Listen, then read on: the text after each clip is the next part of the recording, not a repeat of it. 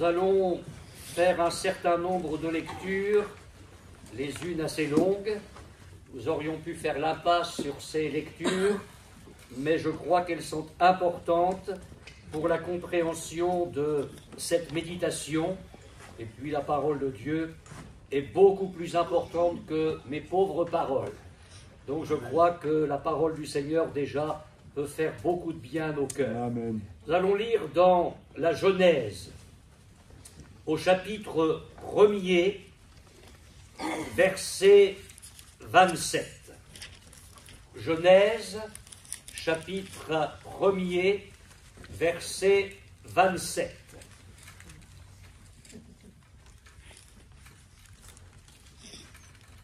Dieu créa l'homme à son image, il le créa à l'image de Dieu, il créa l'homme et la femme. Nous lisons maintenant au chapitre 3 et au verset 1er. Le serpent était le plus rusé de tous les animaux des champs que l'Éternel Dieu avait fait. Il dit à la femme, « Dieu a-t-il réellement dit, vous ne mangerez pas de tous les arbres du jardin ?» La femme répondit au serpent, « Nous mangeons du fruit des arbres du jardin, mais quant au fruit de l'arbre qui est au milieu du jardin, Dieu a dit, vous n'en mangerez point et vous n'y toucherez point, de peur que vous ne mouriez. » Alors le serpent dit à la femme, « Vous ne mourrez point, mais Dieu sait que le jour où vous en mangerez, vos yeux s'ouvriront et que vous serez comme des dieux, connaissant le bien et le mal. » La femme vit que l'arbre était bon à manger et agréable à la vue, et qu'il était précieux pour ouvrir l'intelligence. Elle prit de son fruit et en mangea. Elle en donna aussi à son mari, qui était auprès d'elle, et il en mangea. Les yeux de l'un et de l'autre s'ouvrirent, ils connurent qu'ils étaient nus, et ayant cousu des feuilles de figuier, ils s'en firent des ceintures. Alors ils entendirent la voix de l'Éternel Dieu qui parcourait le jardin vers le soir, et l'homme et sa femme se cachèrent loin de la face de l'Éternel Dieu, au milieu des arbres du jardin. Mais l'Éternel Dieu appela l'homme et lui dit, « Où es-tu » Il répondit, « J'ai entendu ta voix dans le jardin et j'ai eu peur, parce que je suis nu et je me suis caché. » Et l'Éternel Dieu dit, « Qui t'a appris que tu es nu? Est-ce que tu as mangé de l'arbre dont je t'avais défendu de manger ?» L'homme répondit, « La femme que tu as mise auprès de moi m'a donné de l'arbre et j'en ai mangé. » Et l'Éternel Dieu dit à la femme, « Pourquoi as-tu fait cela ?» La femme répondit, « Le serpent m'a séduite et j'en ai mangé. » L'Éternel Dieu dit au serpent, « Puisque tu as fait cela, tu seras maudit entre tout le bétail et entre tous les animaux des champs. Tu marcheras sur ton ventre et tu mangeras de la poussière tous les jours de ta vie. Je mettrai inimitié entre toi et la femme, entre ta postérité et sa postérité. Celle-ci t'écrasera la tête et tu lui blesseras le talon. » Il dit à la femme, « J'augmenterai la souffrance de tes grossesses, tu enfanteras avec douleur, et tes désirs se porteront vers ton mari, mais il dominera sur toi. » Il dit à l'homme, « Puisque tu as écouté la voix de ta femme, et que tu as mangé de l'arbre au sujet duquel je t'avais donné cet ordre, tu n'en mangeras point, le sol sera maudit à cause de toi. C'est à force de peine que tu en tireras de la nourriture tous les jours de ta vie. Il te produira des épines et des ronces, et tu mangeras de l'herbe des champs. C'est à la sueur de ton visage que tu mangeras du pain jusqu'à ce que tu retournes dans la terre d'où tu as été pris, car tu es poussière, et tu retourneras dans la poussière. Adam donna à sa femme le nom d'Ève, car elle a été la mère de tous les vivants. L'Éternel Dieu fit à Adam et à sa femme des habits de peau, et il les en revêtit. L'Éternel Dieu dit, voici, l'homme est devenu comme l'un de nous pour la connaissance du bien et du mal. Empêchons-le maintenant d'avancer sa main, de prendre de l'arbre de vie, d'en manger et de vivre éternellement. Et l'Éternel Dieu le chassa du jardin d'Éden pour qu'il cultivât la terre d'où il avait été pris. C'est ainsi qu'il chassa Adam et il mit à l'orillon du jardin d'Éden les chérubins qui agitent une épée flamboyante pour garder le chemin de l'arbre de vie. Et nous allons lire maintenant dans le Nouveau Testament, mais avant, si vous voulez bien, excusez-moi, on va quand même compléter en lisant au chapitre 5 de la Genèse. Chapitre 5, verset 1er. Voici le livre de la postérité d'Adam. Lorsque Dieu créa l'homme, il le fit à la ressemblance de Dieu. Verset 3.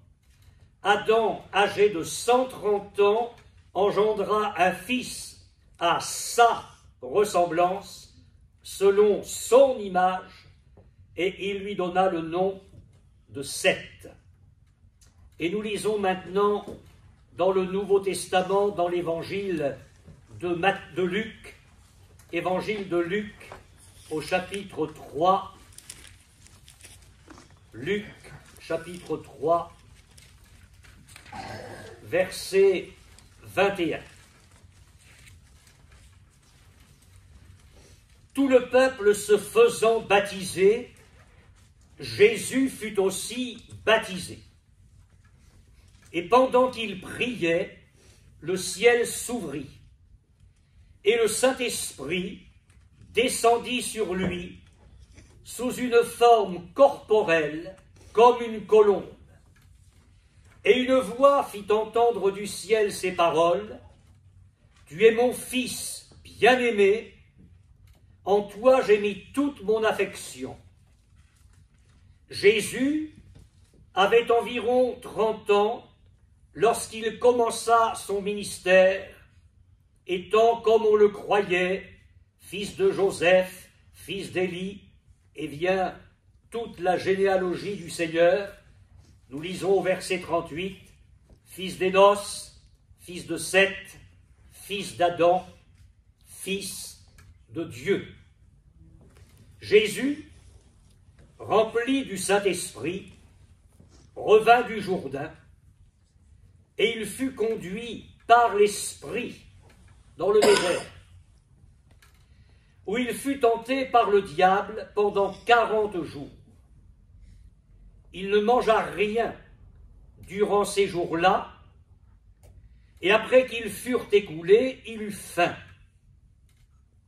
Le diable lui dit, « Si tu es fils de Dieu, ordonne à cette pierre qu'elle devienne du pain. » Jésus lui répondit, « Il est écrit, l'homme ne vivra pas de pain seulement. » Le diable, l'ayant élevé, lui montra en un instant tous les royaumes de la terre, et lui dit, « Je te donnerai toute cette puissance et la gloire de ces royaumes, car elle m'a été donnée, et je la donne à qui je veux.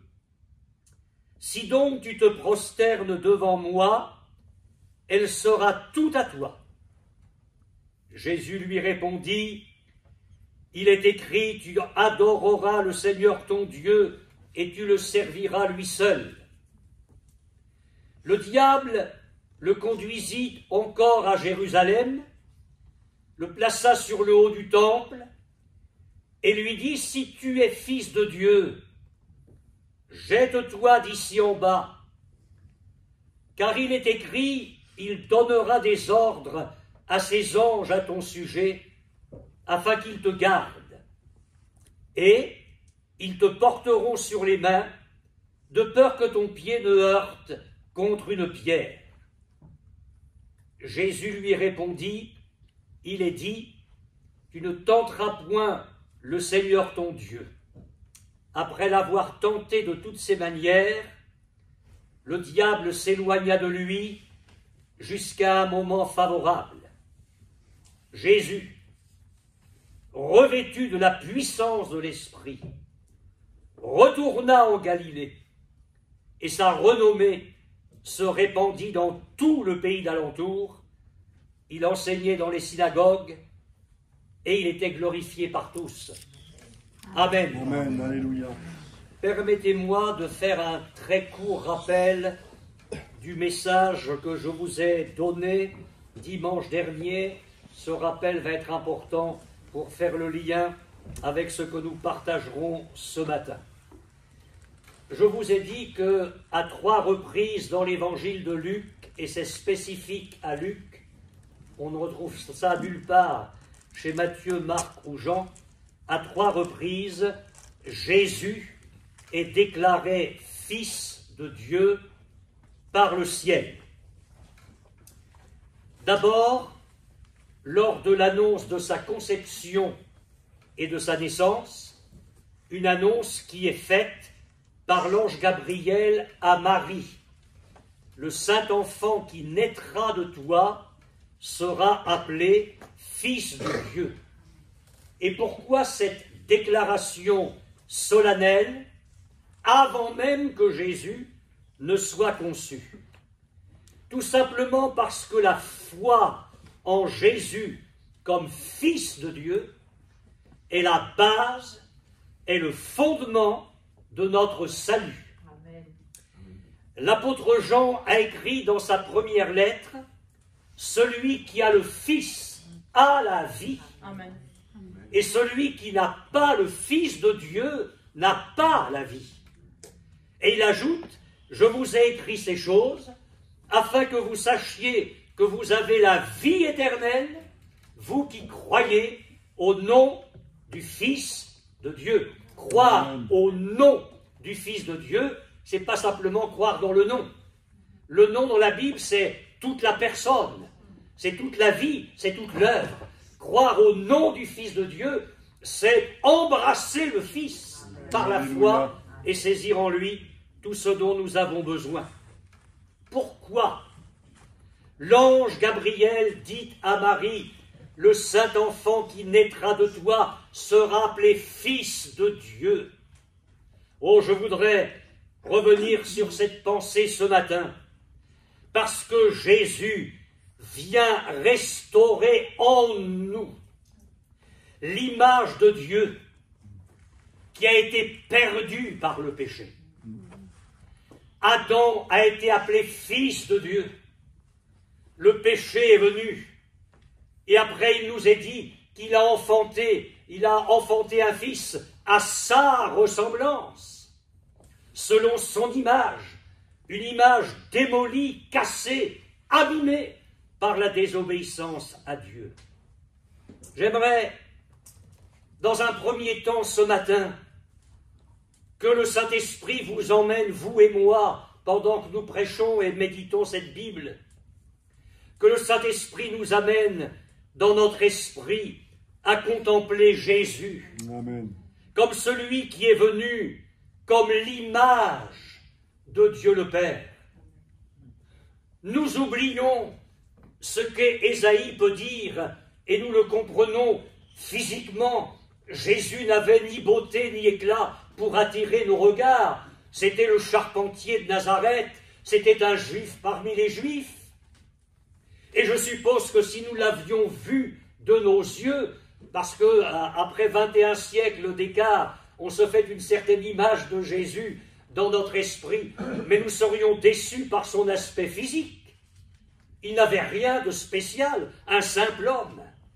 Ce n'est pas cette image-là vers laquelle je vous conduis ce matin, mais vous dire ce qui est vrai, parce que c'est écrit dans ma Bible. Jésus est venu comme l'image de Dieu le Père. Alléluia. L'apôtre Paul a écrit dans sa lettre aux Colossiens, Il est l'image du Dieu invisible. C'est-à-dire qu'il y a entre Jésus et Dieu le Père une unité d'essence, une unité de nature. La parole de Dieu nous dit que toute la plénitude de la divinité habite en Jésus. L'évangéliste Matthieu nous dit quelque chose de magnifique. Il nous dit que personne n'a vu Dieu le Père et personne ne connaît le Père, si ce n'est le Fils et celui à qui le Fils veut le révéler. Je m'approche de Jésus, j'apprends à connaître Jésus, j'apprends à aimer Jésus, je laisse le Saint-Esprit prendre ce qui est à Jésus et me le communiquer. Le résultat, c'est qu'il me révèle le Père. Jésus disait aux Juifs incrédules devant lui, « Mais si vous me connaissiez, vous connaîtriez aussi mon Père. » J'en connais un parmi les 12 qui n'était pas très difficile, Thomas. Il a dit au Seigneur, « Montre-nous le Père et cela nous suffit. » Je pense que ça vous aurait suffi aussi. Hein. Il y a si longtemps que je suis avec vous, c'est Philippe, c'était pas Thomas. Il y a si longtemps que je suis avec vous, Philippe, et tu ne m'as pas connu, mais il dit celui qui m'a vu, a vu le Père. Dans le prologue de son évangile, Jean nous dit que le Fils qui est dans le sein du Père est celui qui nous l'a fait connaître. Et j'aime beaucoup ce verset qui est comme le portail de l'Épître aux Hébreux. Il nous est parlé de Jésus comme étant le reflet de la gloire de Dieu et l'empreinte de sa personne. Je vais vous dire quelque chose en ce qui concerne mon ministère et ma prédication. Parce qu'elle a toujours été comme ça. Nous vivons dans un temps où une forme d'église attend de ses pasteurs et qui emboîtent le pas allègrement des recettes. Comment chasser les démons? Comment réussir? Comment prospérer? Et on bombarde en 5 minutes ou en 10 minutes ce que j'appellerais des amphétamines spirituelles. On fait des piqûres comme ça. Et les gens se gardent ça, les gens aiment ça, des recettes. Je ne crois pas que ce soit la prédication de l'Esprit. Quand je lis ma Bible et quand je lis les épîtres, je vois que les apôtres n'enseignaient pas comme ça. Les épîtres commencent par une élévation de la personne de Christ. Lisez Éphésiens, lisez Philippiens, lisez Colossiens, alors le sommet, c'est l'Épître aux Hébreux. Et vous verrez que l'Esprit élève Jésus. Alléluia. Il élève Jésus. Il montre qui est Jésus. Il conduit ensuite les croyants dans l'intimité, dans la communion de Jésus. Alors après, oui, peuvent venir les exhortations, aimez-vous les uns les autres, priez sans cesse, etc. Une multitude d'exhortations où le Seigneur nous demande d'être ou ne pas être, de faire ou de ne pas faire. Mais le secret, c'est qu'il a d'abord conduit les âmes vers Christ. Et ça a toujours été mon message de prêcher Jésus. Amen. La faiblesse de nos églises, la faiblesse des foyers, la faiblesse des croyants sur le plan individuel est une méconnaissance de la personne de Jésus. C'est une méconnaissance de l'intimité avec Jésus. Alors après, nous nous débattons dans les problèmes, dans les difficultés, nous avons du mal à nous en sortir. Mais le problème, ce n'est pas de trouver des trucs ou des machins pour essayer de nous en sortir dans tout le marasme de notre vie spirituelle. C'est de dire, Seigneur, je veux m'approcher de toi. Jésus, je veux vivre avec toi. Je veux vivre de toi. Et si nous vivons cela, alors nous verrons que notre vie spirituelle connaîtra une autre dimension. Et c'est pourquoi ma prédication, c'est Christ. Amen. Amen. C'est là le secret. Prêcher Jésus, parce que je crois que quand le peuple de Dieu se nourrit de Jésus, il est plus que vainqueur. Alors je vous l'accorde, il y aura peut-être un petit peu de côtelettes de mouton ce matin, et pas forcément de la bouillie deuxième âge.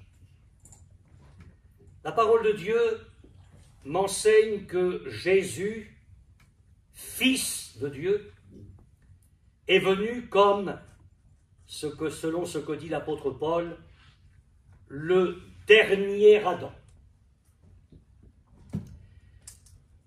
Je vais vous le faire lire, mais rappelez-vous ce que nous avons lu dans la généalogie de Jésus, Adam, fils de Dieu, avant la chute. Rappelez-vous, Genèse 5, Adam a engendré un fils selon sa ressemblance. Alors maintenant, nous lisons dans 1 Corinthiens, chapitre 15. 1 Corinthiens, chapitre 15, verset 45.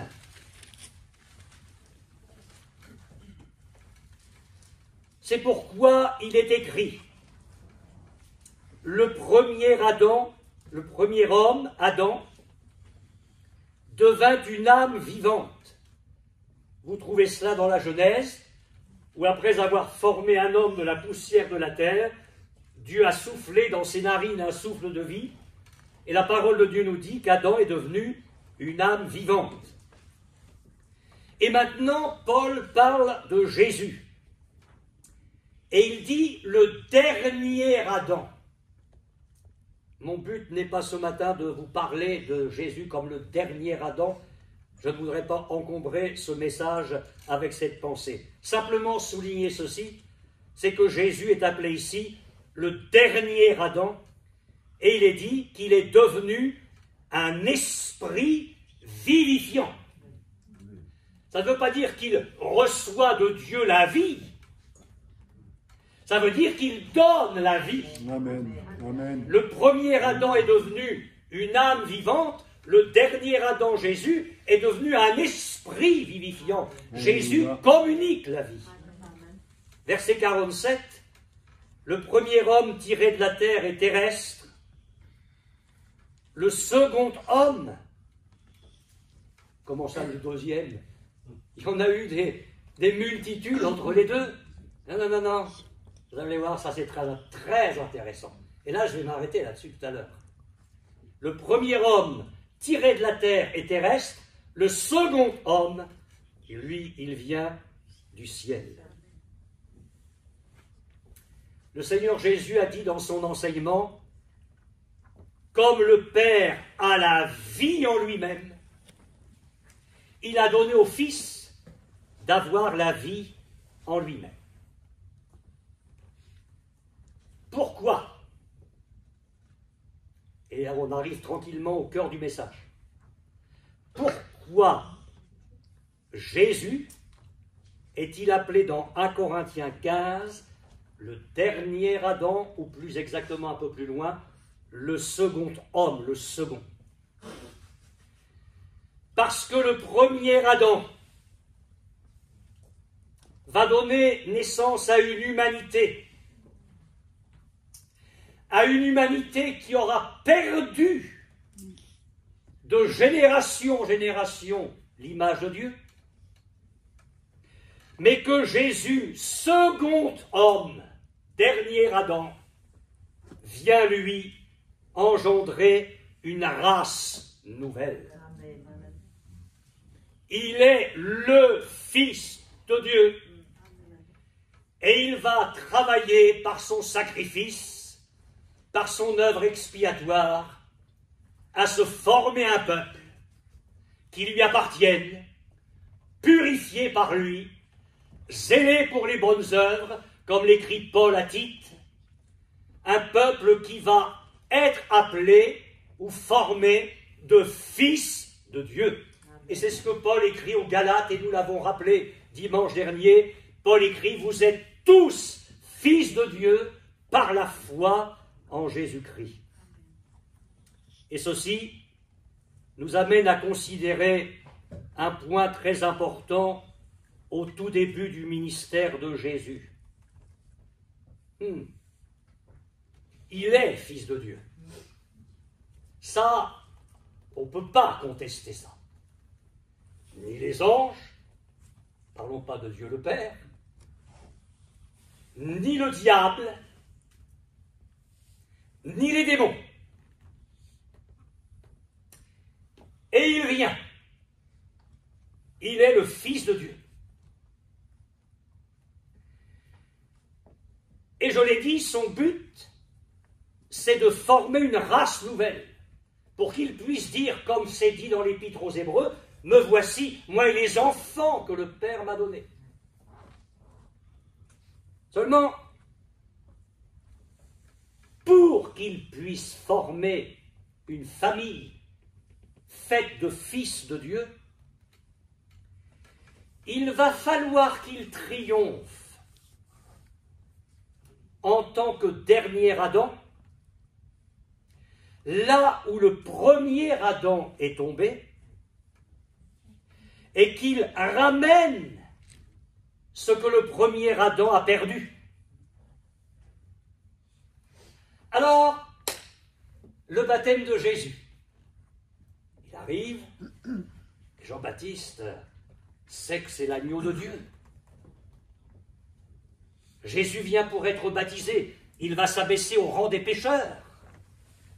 Lui n'aurait pas besoin de ce baptême, mais il faut qu'il accomplisse la justice de Dieu. Il faut qu'il soit fait pécher pour nous. Mais c'est moi qui ai besoin d'être baptisé par toi et tu viens à moi. Laisse faire. Il est convenable que nous accomplissions ce qui est juste. Et Jean-Baptiste baptise le Fils de Dieu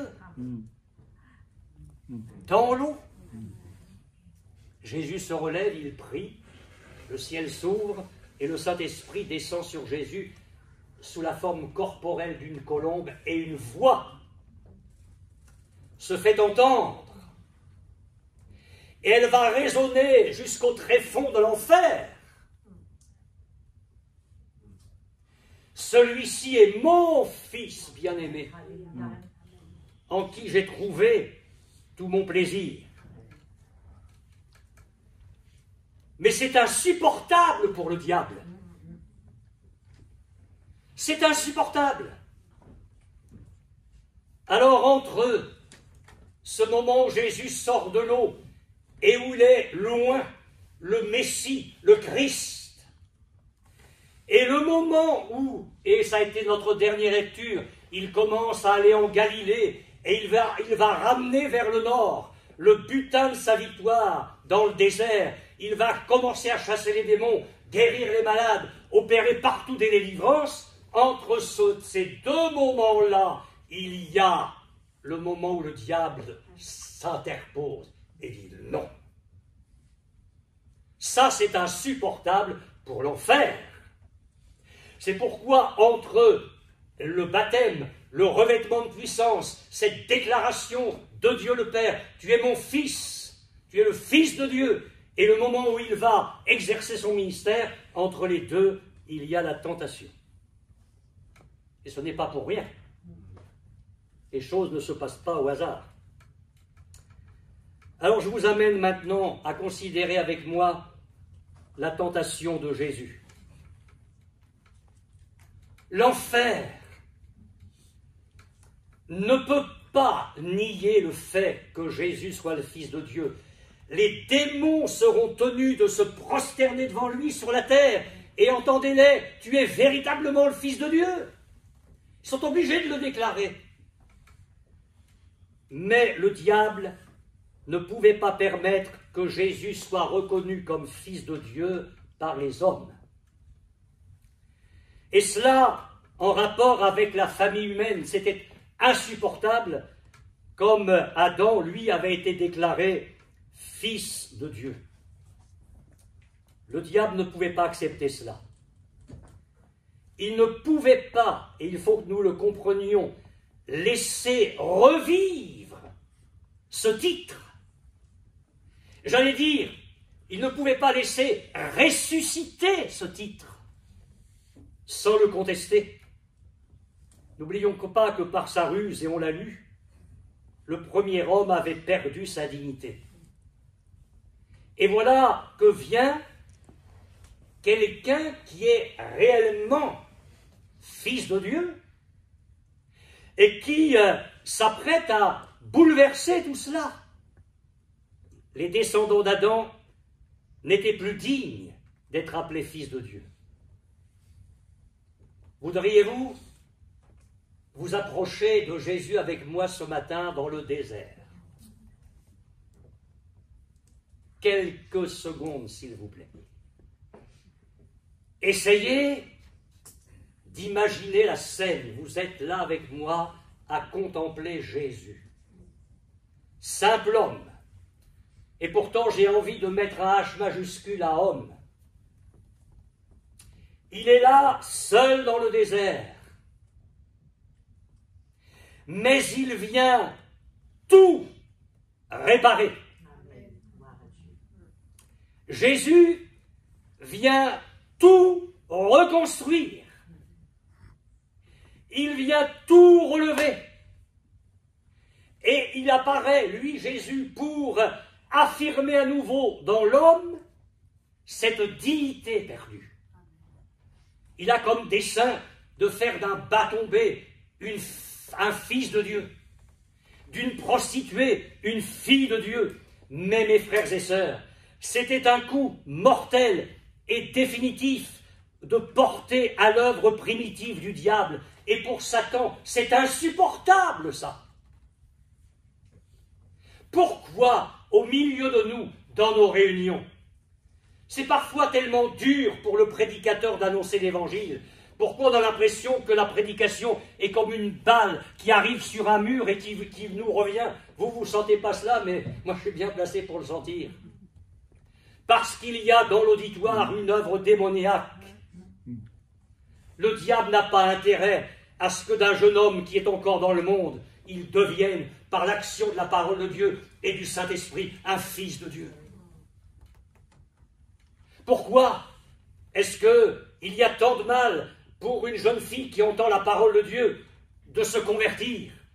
Tant de raisonnements viennent, tant de choses viennent, mais parce que si tu acceptes Jésus, tu vas devenir une fille de Dieu, et ça c'est insupportable pour l'enfer. Insupportable. Pourquoi est-ce que, à peine engagé avec le Seigneur, je partageais cela ce matin tout à l'heure avec quelqu'un, à peine engagé avec le Seigneur, à peine on s'est engagé dans le baptême, que ça nous dégringole de partout? Mais qu'est-ce que le diable cherche à faire? Mais par la maladie, par des problèmes familiaux, par des multitudes de choses, le diable cherche à démolir à nouveau cette image qui a été reconstruite. S'il pouvait vite te sortir de cette position de fille de Dieu ou de fils de Dieu, il le ferait. Alors, le diable va lancer une grande offensive contre le Christ. Il va mettre à l'épreuve le titre de Jésus à faire cette œuvre de fils de Dieu. Et dans ce plan infernal, il vient pour le tenter. Et il va le tenter à 3 reprises. Et remarquez comment est introduite chaque tentation. Si tu es fils de Dieu. Le diable n'en doutait pas. Et n'en doutez pas, Jésus n'en doutait pas non plus. Alors pourquoi ce si tu es fils de Dieu? Je ne voudrais pas démonter ce matin, je n'ai pas le temps de le faire et ce n'est pas mon propos. Je ne veux pas démonter le mécanisme de la tentation, le processus de tentation et la façon dont Jésus s'en est sorti. Je laisse ça à votre méditation. Relisez la tentation dans Matthieu, Marc, Luc et puis méditez là-dessus. Je voudrais simplement souligner cela. C'est que le diable tente Jésus de se présenter devant l'humanité comme fils de Dieu par une voie qui n'est pas celle pour laquelle il a été envoyé. Au milieu de cette humanité, Dieu va se faire une famille, des fils, des filles de Dieu, mais par la croix. Par la croix. Et regardez bien le mécanisme de la tentation. Ça commence par employer sa puissance pour des choses spectaculaires, mais qui n'apportent rien, transformer des pierres en pain. Ensuite, pardonner le peu, se prosterner devant le diable et l'adorer pour hériter des royaumes de ce monde. Mais Jésus va bientôt en hériter, Israël est en train de nous le dire. L'horloge, elle avance là. Hein? Ah oui. Rappelez-vous ce qu'on a médité sur Gog et Magog, ça va bientôt arriver. Cela dit, Jésus un jour régnera sur le monde. Alléluia. Mais il régnera comme l'agneau qui a vaincu, comme le lion de la tribu de Juda. C'est par la croix qu'il va s'emparer du monde, par l'amour de Dieu, pas en se prosternant devant le diable. Et puis alors la troisième, c'est le clou là. Du haut du temple, et là le diable se dit le mieux, c'est de citer la Bible. Alors oui, il cite le psaume 91. Il n'y a aucun souci. Si tu te jettes, ben tu vas voir, les anges, ils vont te porter sur les mains. Et c'est vrai que c'est été écrit. Et c'est écrit en rapport avec le Messie, mais pas pour ce temps-là. Mais pas pour ce temps-là. Quand le diable ne peut pas nous éloigner de la Bible, il essaie d'amener la Bible dans un temps qui ne correspond pas à ce qu'il doit faire. Il a l'art de jongler avec les Écritures. Donc on se rend bien compte que tout est faussé dans la tentation du Seigneur, et le diable essaie de corrompre la voix du Seigneur, venu comme fils de Dieu. Il essaie de la corrompre en conduisant Jésus sur un sentier qui n'est pas celui de la volonté de Dieu. Et c'est effectivement un moment décisif entre l'homme oint, entre le Christ, le Messie. N'oublions pas que Jésus vient d'être rempli du Saint-Esprit. Un moment décisif entre l'homme, Jésus, et le grand ennemi de l'homme, Satan. Alors, on va terminer en beauté. On va regarder Jésus qui se tient là, dans le désert, dans la suprême attitude du vainqueur. Alléluia. Moi, je ne peux pas vous prêcher autre chose qu'un Christ magnifique, Amen. qu'un Jésus glorieux, Amen. qu'un Jésus tout-puissant, qu'un Jésus vainqueur. Vous parlez d'abord du champ de bataille, puis on finira avec deux pensées. Le champ de bataille. En Éden, tout était pour Adam. Je vais aller lentement, mais sûrement. Adam était entouré en Éden de tout ce qui pouvait témoigner pour Dieu contre l'ennemi. Parce qu'il n'y avait rien à ajouter, tout était très bon. J'ai parfois envié Adam avant la chute. Ah oui, ah oui. Franchement, être dans le jardin d'Éden, ça devait être quelque chose. Hein. La beauté de ce jardin. Jardin de délices, un fleuve qui se divise en 4 bras, qui arrose toute cette végétation, les fruits, pas besoin de faire des courses. Ève, tu as besoin de quoi, toi? Oh, pas, c'était pas Ève encore. Elle s'appelait pas Ève à ce moment-là. Les parfums. Se promener là dans le jardin d'Éden. Les parfums. Les myriades de créatures. des lions, des panthères, des animaux qui aujourd'hui sont effrayants, mais à l'époque, rien de tout ça. Le péché n'était pas encore arrivé. Donc, le premier Adam vivait avec ces myriades de créatures, dans la paix, dans l'harmonie, dans la douceur. Tout cela entourait l'homme. Je le répète, tout parlait en faveur de Dieu contre l'accusateur. Une petite parenthèse, quand Jésus va régner, il va rétablir tout ça. Amen. Amen. Le lion, l'agneau, l'enfant sur l'antre de la vipère, enfin c'est magnifique. C'est le monde de Dieu. Mais maintenant, voyons le dernier Adam. Lui, il est dans le désert. Dans un désert stérile, où il a faim et où il n'y a rien. Tout était contre Jésus, comme tout avait été pour Adam. Maintenant, regardez-le. Jésus, le dernier Adam, tient ferme là où Adam était tombé.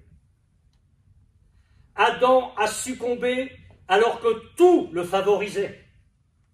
Et Jésus tient ferme et triomphe alors que tout est contre lui. Je dis, quelle victoire! Amen. Et quelle satisfaction! Parce que Dieu, de son ciel, a regardé cette scène-là. Les myriades d'anges avaient les yeux fixés sur le désert. Le ciel entier regardait ce qui était en train de se passer. Quelle satisfaction Dieu a-t-il dû retrouver dans l'homme, parce que Jésus, homme, était en train de triompher. Alléluia. Je dis homme. Parfois, on peut se mettre des idées en tête. Oh oui, mais c'était facile pour Jésus, il était Dieu, il ne pouvait pas pécher. Ah bon? Mais Jacques écrit que Dieu ne peut être tenté par personne et qu'il ne tente lui-même personne. Mais si Dieu ne peut pas être tenté par quelqu'un, alors la tentation de Jésus au désert, c'est une comédie. Mais pas du tout. Jésus était homme. Il était homme. La parole de Dieu nous dit que, puisque les enfants, c'est nous, participent au sang et à la chair, c'est-à-dire puisqu'on a un corps, Jésus a participé également au sang et à la chair. Il a eu un corps comme nous.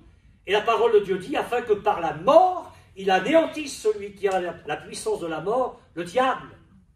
Et la Bible ajoute, ayant été tenté comme nous en toutes choses, sans commettre le péché, il peut secourir ceux qui sont tentés. Amen. Et encore, l'Épître aux Hébreux nous dit que nous avons un grand souverain sacrificateur qui peut compatir à nos faiblesses, parce que Jésus a été tenté comme nous en toutes choses, sans commettre le péché.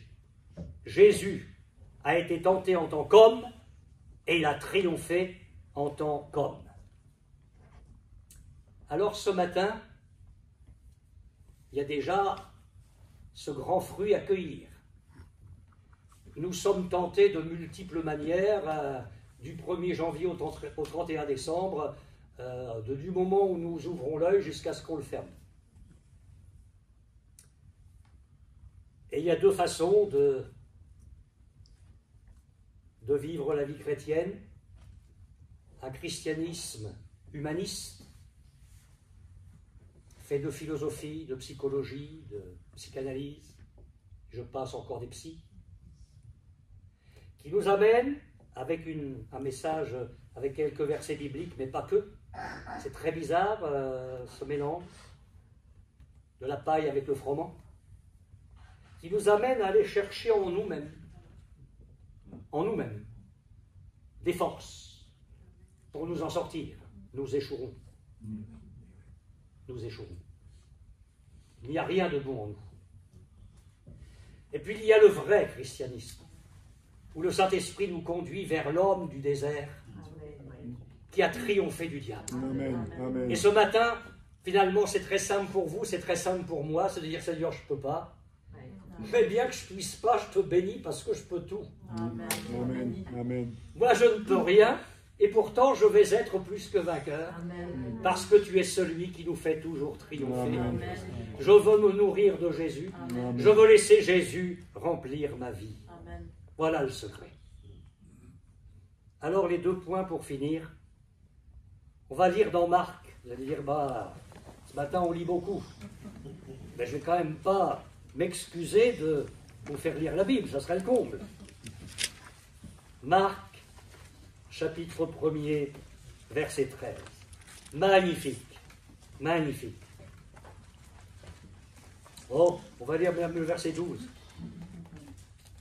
Aussitôt, l'Esprit, le Saint-Esprit, qui venait de oindre Jésus, l'Esprit poussa Jésus dans le désert. Ce ne sont pas les démons qui ont poussé Jésus dans le désert, mais l'Esprit de Dieu, parce qu'il fallait que le dernier Adam commence par triompher là. C'est là que ça commençait, où il passa 40 jours, tenté par Satan. Il était avec les bêtes sauvages et les anges le servaient. Ce que j'aimerais vous dire pour finir, c'était le titre du message. C'est drôle qu'on arrive seulement maintenant à ça. C'est que Jésus, Fils de Dieu, est venu pour nous rendre Éden. Amen. Amen. Amen. Vous allez dire, mais alors le jardin, il sera où? Non, non, je ne parle pas du jardin. Je parle de l'Éden sur le plan moral et spirituel. Amen. Alléluia. Je vous ai dit la semaine dernière que Jésus était venu reconstruire l'image de Dieu en nous. Là, je vous dis ce matin que Jésus est venu nous rendre Éden. Pourquoi? Pourquoi? Dans le désert, où il n'y a rien, sinon Satan, il y a aussi des bêtes sauvages. Tiens, on les retrouve. La différence, c'est qu'elles étaient devenues sauvages après la chute. Elles ne seront plus sauvages au millénium quand Jésus établira son règne, parce que là, le monde animal sera aussi bouleversé. Mais ici, nous remarquons la dignité personnelle de Jésus, Fils de Dieu, Fils de l'homme, pur et sans tache. Il peut, lui, être avec les bêtes sauvages. Il est dans le désert, un endroit isolé, mais en réalité, je vous demande, mes frères et sœurs, de le contempler avec moi ce matin.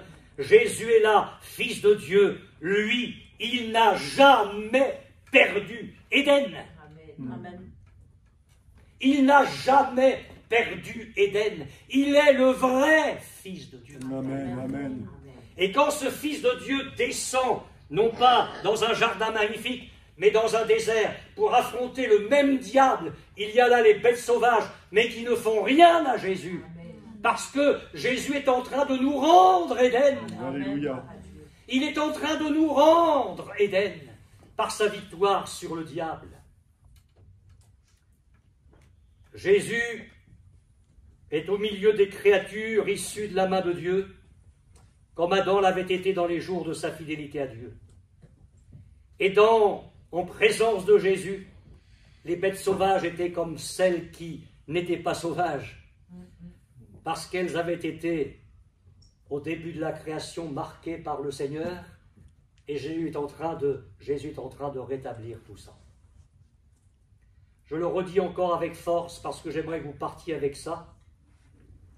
Adam, Fils de Dieu, a perdu Éden, mais il n'y a jamais eu de perte d'Éden dans la personne de celui qui est déclaré à son baptême comme Fils de Dieu. Amen. Alors, la tentation, oui, elle vient pour Jésus, comme en Genèse chapitre 3 pour Adam, mais elle vient pour qu'il soit reconnu par vous, par moi, par notre foi, que non seulement Jésus n'a pas perdu Éden, mais qu'il vient pour nous le rendre. Sur le plan moral et spirituel, avant que nous connaissions quelque chose de glorieux et d'indescriptible dans la cité céleste. Ce n'est pas tout. Adam pêche. Dieu exerce son jugement. Il chasse Adam et Ève du jardin d'Éden. Et là, interviennent les êtres les plus gradés dans la hiérarchie angélique, les chérubins, qui ont à la main une épée flamboyante et qui vont garder le chemin de l'arbre de la vie. C'est fini. Il n'y a plus de vie. Adam, il faut que tu le saches. Le salaire du péché, c'est la mort. Il n'y a plus de vie. On garde le chemin de l'arbre de vie. Et Jésus vient. Celui qui n'a jamais perdu Éden. Vous avez commencé à l'entendre. Hein? Mais le droit à Éden, et je dirais le droit dans toute son étendue, ne fut jamais perdu pour Jésus. Et encore une fois, il est venu pour nous rendre l'Éden perdu. La preuve, c'est qu'une fois que Jésus a triomphé de Satan, les anges viennent et servent le Seigneur. Alléluia. C'est toute la différence. Le monde angélique qui a dû fermer à Adam l'arbre de la vie, ce même monde angélique vient servir le dernier Adam, comme pour nous dire maintenant, ta victoire totale, elle est en lui. Alléluia. Alors, je ne sais pas ce que vous ferez avec la Sainte Seine, mais ce serait bien qu'on laisse au pied de la croix notre petit christianisme à 4 sous, mes frères et sœurs. Finissons-en avec ça. Faisons comme Bartimée, laissons le manteau au bord du chemin et courons vers Jésus. Amen, amen. Soyons remplis de louanges, Alléluia. d'adoration, de foi, de victoire. Et disons comme Paul, je peux tout par celui qui me fortifie. Il nous rend Éden sur le plan spirituel et moral. Adam pêche, Jésus vient comme celui qui pardonne nos péchés. Ça vous fait pas plus de choses que ça? À celui qui nous aime, qui nous a délivrés de nos péchés Amen. par son sang, à lui la gloire. La voix de Dieu parcourt le jardin sur le soir.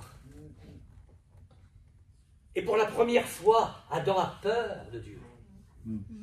Jusqu'alors, c'était magnifique de rencontrer le Seigneur, d'entendre sa voix. Là, il a peur, parce que le péché engendre la peur de Dieu. Jésus vient nous redonner la paix. Amen. Il nous redonne Éden. Étant donc justifiés par la foi, nous avons la paix avec Dieu par notre Seigneur Jésus-Christ. Il y a une réconciliation. Adam prend conscience qu'il est nu. Alors il s'improvise couturier, mais ça ne doit pas vraiment plaire au Seigneur. Parce qu'on ne peut pas être réellement habillé devant Dieu si notre habit n'est pas le résultat du sang versé. Où est le sang versé dans des feuilles de figuier? Alors voyez là, toute la religion, même chrétienne, mais qui pousse de côté la rédemption par le sang. Les œuvres, les actes de piété, certains renoncements humains, ça ce sont les feuilles de figuier. Mais Dieu va revêtir Adam et Ève de peau de bête. C'est-à-dire qu'il y aurait eu sacrifice de la vie pour qu'Adam soit vêtu.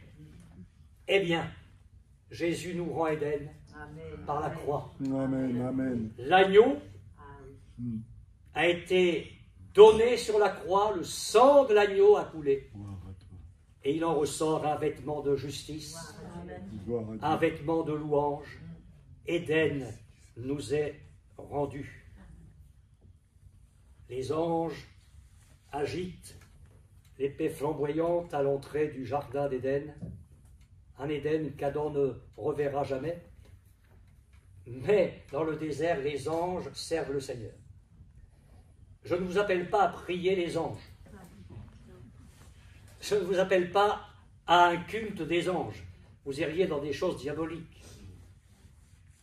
Mais il y a une réalité. On en profite consciemment ou inconsciemment, mais elle est là. C'est que les anges exercent un ministère en faveur de ceux qui doivent hériter du salut. Je n'ai pas à chercher ça.